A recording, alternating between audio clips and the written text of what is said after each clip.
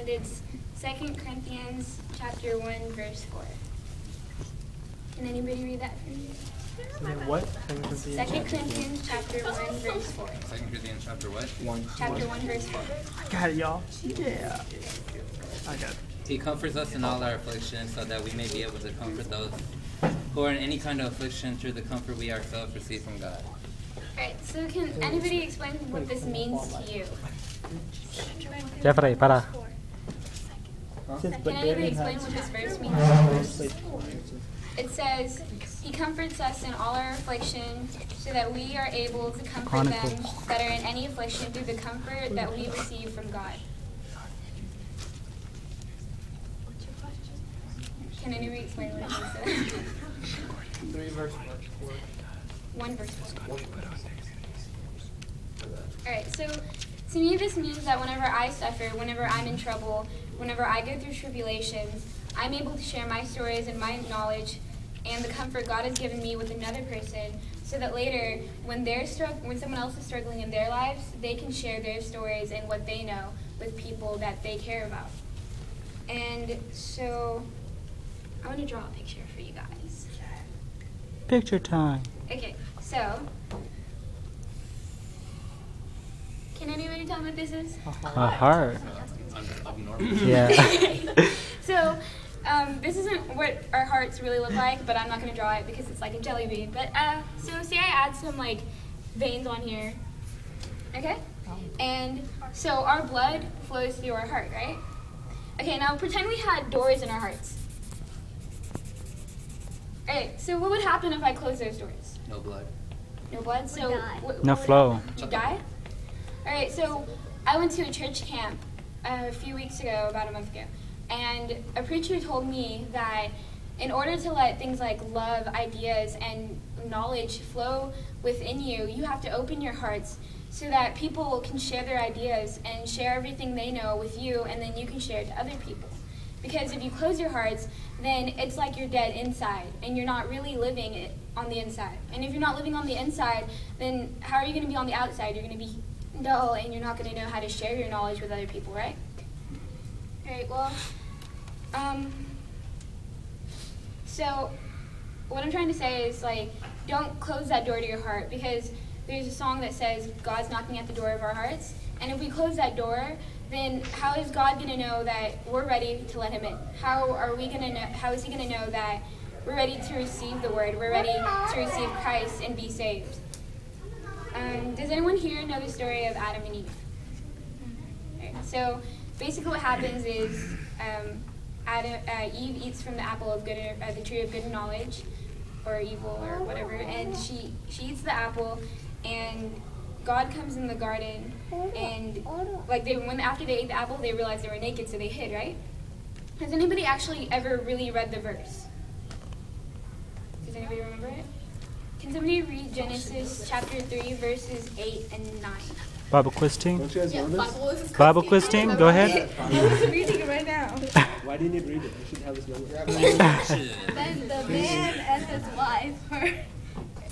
his wife heard the sound of the Lord God as he was walking in the garden in the cool of the day, and they hid from the Lord God among the trees of the garden. So can anybody tell me, how does that verse make you feel? Cynthia, how does that verse make you feel? It says, then the man and his wife heard the sound of the Lord God as he was walking in the garden in the cool of the day, and they hid from the Lord God among the trees of the garden. So how does that sound to you? What does that make you feel? Great. Well, okay, we all know that God knows everything, right? So when God went into the garden, he knew what happened. He knew that Adam and Eve had eaten an apple from the tree. He knew that Adam and Eve knew they were naked. He knew what they felt, right? So in the next verse, why did he say, Adam, where have you gone? See if he's going to lie to him. Well, what I got from that was basically everyone knows that Adam and Eve ate an apple from the tree, and after they ate, they realized they were naked and hid, and God came in and said, Adam, where have you gone? And since he knows everything, God wasn't asking Adam where he was physically, but where he was spiritually, because we all know that anything inside Christ can't be sinful. It can't be evil. Everything in God is pure, right?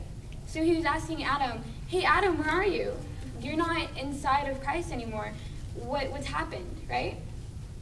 He wasn't, he didn't walk in and it didn't say God trampled through the garden in the cool of day looking for Adam because he was angry that he ate the apple. He didn't say God was worried and didn't know where Adam was. He said God walked in the garden in the cool of the day. He was calm, and God knew where Adam was. God knew what had happened, right? So, what I'm trying to say is he was outside of Christ, and knowledge isn't always a good thing, because if we remember right, it said that Eve looked at the tree and saw that it was good for food as well as knowledge, and that's why she ate the apple from the tree. Well, that very knowledge, or in this case, what I'm trying to explain, that I can do it on my own attitude, is what gets us into trouble sometimes. We can never do anything on our own because we need God's help. So in that verse, Christ is telling us that he comforts us in all of our troubles and afflictions so that we can comfort others in theirs. And I know that we all love helping other people, but we can't do that if we don't know how to help ourselves. And you can't hide everything, because if you hide everything that you're feeling away from the world, then how are you going to let anything out? And I'm not saying that you have to try to hide, tell all of your business to everyone, but you need to know there are better ways than keeping everything inside, like prayer, or talking to God, or finding someone that you can confide in, someone close to you that God sent you. And leaving things inside can lead to a lot of different things, like depression and stress, and even in some extreme cases, suicide. And so I'd like to share a story. I have a friend, and we used to be pretty close, and I try to visit him as often as I can. But I always try to visit him on the 13th of September. And that's because 2 years and 3 days ago, he always hid things from people. He never really talked about certain things. He would make jokes about them, but he would never really let out how he felt. And so that knowledge of, I can do this on my own, I don't need anyone else's help, or I don't need to confide in anybody, that kind of knowledge made him wake up one day and walk outside on a cold, rainy day, and he tied a rope on the highest branch of a tree. And that kind of knowledge made him end his life that day. And it's my belief that if he would have learned how to open his heart and share feelings and accept other people's thoughts inside him, that he would have been okay. He would have found a way to get around all the troubles he was going through, because he wouldn't have been alone. And we all die, but who really lives? I want everyone here to go out and live, to open your hearts to the people around you so that they as well can truly live. I haven't been a Christian for very long, but my faith isn't measured by time, and it's not measured by the thoughts of others. It's measured by my own walk with Christ, and it's measured by how much I live and how much I'm able to open my heart and accept knowledge and ideas so that I can learn more things, so that I can go out and help other people. And for me, if I can use what God's trying to give me, trying to teach me, and I can change one person's life, that means enough. That means I've done enough in this life for me. If I can help as many people as I can with the knowledge God's giving me. So everyone believes in their own demons, and so we have to believe in God, because the devil was once an angel, right? So I know I have to believe in him, because there has to be something better out there for me, something greater than us, something greater than anything we've ever seen here. Because we all know that nothing satisfies here. Like, we can have as much money in the world, we can try to make more friends, we can try to know more things, we can go to college and get more knowledge, but when is it enough? You're never satisfied. There's always something more you can learn. There's always more money out there that you can try to earn. There's always more people we haven't met. So the only thing that really satisfies is knowing Jesus and knowing God. And to do that, you need to open your hearts and let other people's ideas in. Because God isn't always going to come up. He's not going to, in most cases, he's not going to come up to your door and say, hey, I'm God and I'm going to help you. He's going to come to you through other people in situations where you wouldn't expect things to happen, and the things you don't expect are going to happen, and that's God. And so there's a verse that I want everyone here to remember, and whenever you're in trouble or when you're in doubt, I just want you to remember this verse. It's Matthew chapter 7, verses 7 and 8. Ask and it will be given to you, seek and you will find, Knock and the door will be open to you. For everyone who asks receives, he who seeks finds, and to him who knocks the door will be open. Thank you.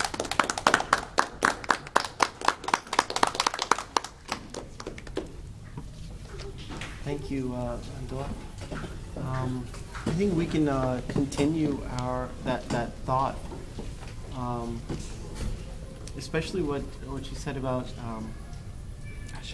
we can make a difference in the lives of other people. We share from what we have, or what we've gained, or what we know, and that makes a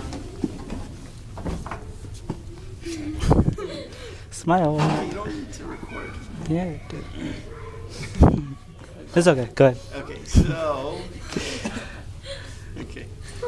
so what I want to do is I want to go off that, but I want to spend some time in Bible study, and to start with, I want us to have maybe 3 groups, okay?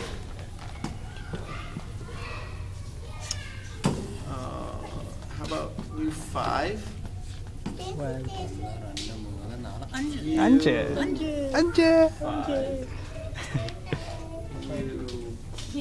4, 5. Okay? Okay? John chapter 2. The Gospel according to St. John chapter 2, verses 1 through 11. 1 through 12, actually. Okay? And this is John chapter 2, verses 1 through 12. Or 1 through 11. Yeah, 1 through 11 is fine. Okay? Can you close that door? So what I'm going to do is I'm going to read it, and I want you to read along with me. And then after that, I want you to, in your groups, come up with one question. Okay? One question that you have about this passage. Okay, so it shouldn't be a question that it should be a doubt that you have. Okay? The question that you don't know the answer to. Okay? Do you follow? Yeah. Okay? And you need to prepare that question after your group has to discuss at least one question. And then the other 2 groups have to give us the answer towards that question. Okay? And we'll take it from there. All right? So read along with me. My version may be slightly different. And you can read silently as you prepare your question. On the 3rd day, a wedding took place in Cana of Galilee. Jesus' mother was there, and Jesus and his disciples were invited to the wedding as well. When the wine ran out, Jesus' mother told him, "They don't have any wine." "What has this concern of yours to do with me, woman?" Jesus asked. "My hour has not yet come." "Do whatever he tells you," his mother told the servants. Now 6 stone water jars had been set there for Jewish purification. Each contained 20 or 30 gallons. "Fill the jars with water," Jesus told them. So they filled them to the brim. And then he said to them, "Now draw some out and take it to the chief servant." And they did. When the chief servant tasted the water, after it had become wine, he did not know where it came from, though the servants who had drawn the water knew. He called the groom and told him, "Everybody sets out the fine wine first, and then after people have drunk freely, the inferior. But you have kept the fine wine until now." Jesus performed this first sign in Cana of Galilee. He displayed his glory, and his disciples believed in him. Okay? Now I want each group to discuss this passage and come up with a question. Okay? So you have 5 minutes.